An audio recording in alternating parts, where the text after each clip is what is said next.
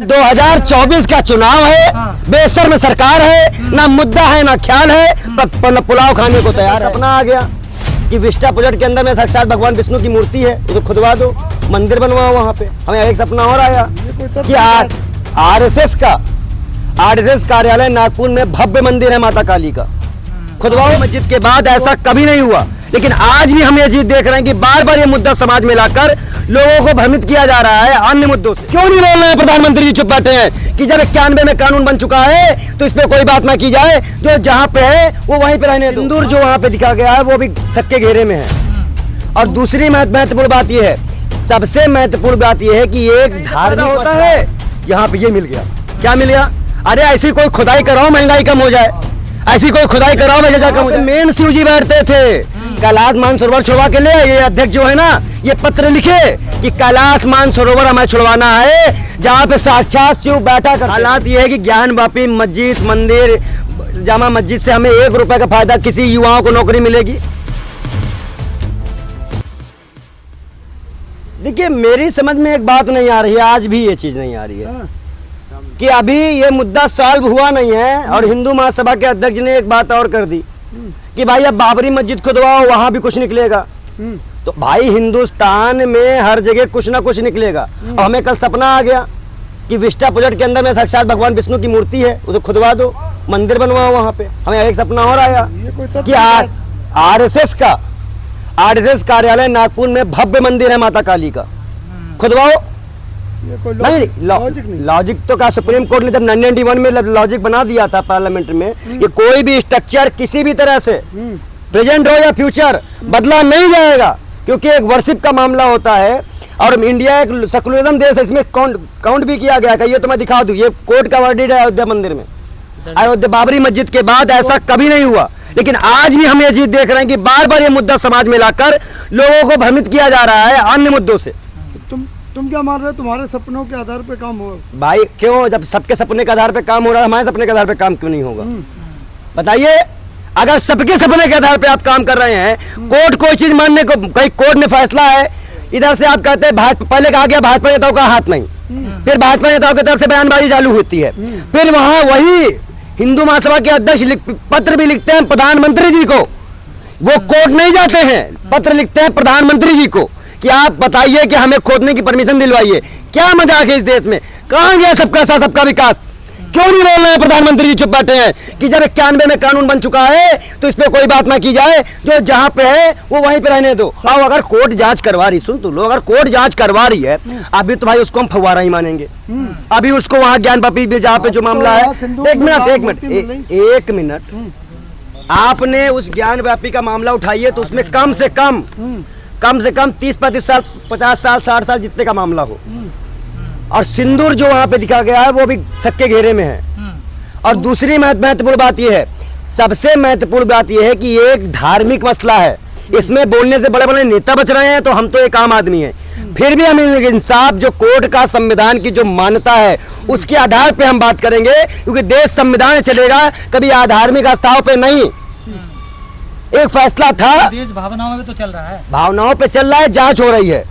और अभी जांच हुई नहीं है कि आप नाचने गाने लग जाएंगे, हम भी नाचने गाने लग जाएं। मतलब एक अयोध्या जो विवाद था, तो एक कोर्ट की टिप्पणी आई थी कि जो आस्था भावनाओं का सवाल है, जो मतलब दिया गया था, तो लोग भावना की बात कर रहे थे यहाँ पर ना। लेकिन उसके बाद भी कानून भी तो बनाया गया ना, उसके बाद कानून बना कि नहीं बना कि इसके बाद कोई भी स्ट्रक्चर तोड़ा नहीं जाएगा। ये मैं आपको बता दूं, ये वर्डिक्ट है कोर्ट का।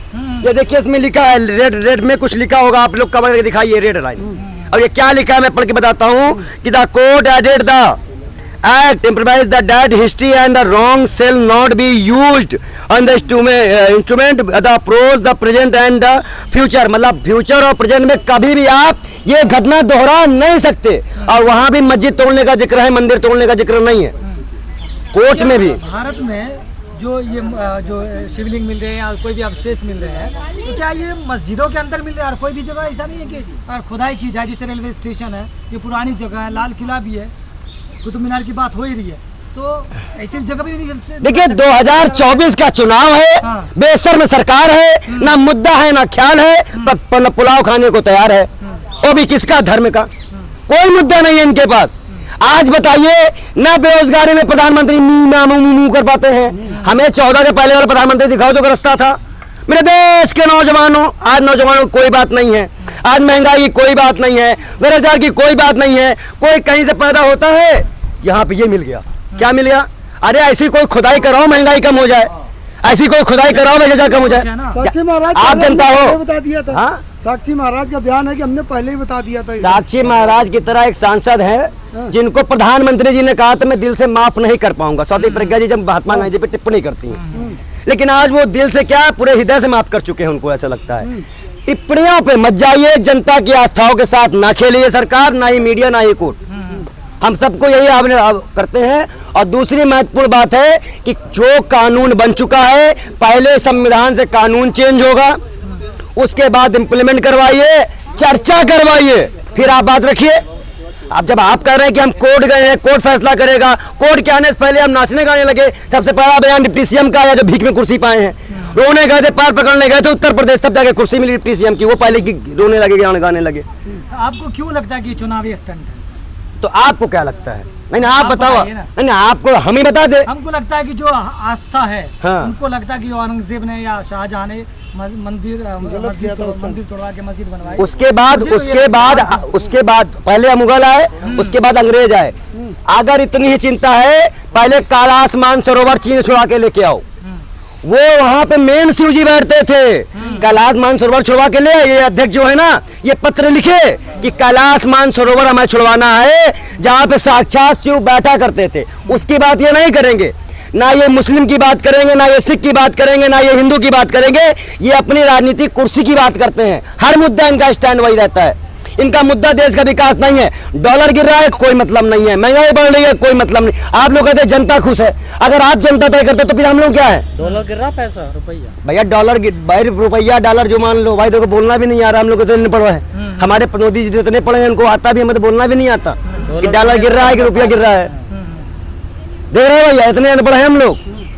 तो अब इस देश की कंडीशन में ये मामला है कि रुपया हमारा स्तर आप देख लीजिए। एक भाई साहब ने अच्छा बता दिया, और भी चीजें आप देख लीजिए। निर्यात रोक दिया गया है गेहूं का।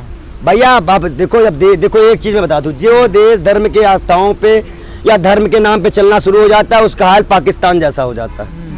इंडिया भी उसी कंडीशन में पहुंच रहा है। श्रीलंका जैसा हाल होगा। भाई मैं इस्लामिक जब देश बनाया गया था पाकिस्तान को, उस वक्त की बात कर रहा हूँ।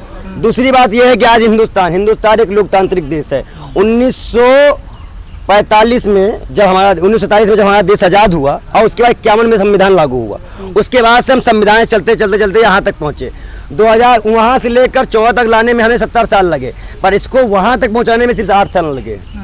हालात ये है कि ज्ञान वापी मस्जिद, मंदिर, जामा मस्जिद से हमें 1 रुपए का फायदा, किसी युवाओं को नौकरी मिलेगी, किसी भी माँ बहनों का जो भाई गए हैं दंगे में शहीद हुए उनको कुछ मिलेगा? कितने सबको? हाँ बाबा मिल गए। क्या? बाबा मिल गए। बाबा हमारे दिल के अंदर है, बाबा हमको रोज मिलते हैं।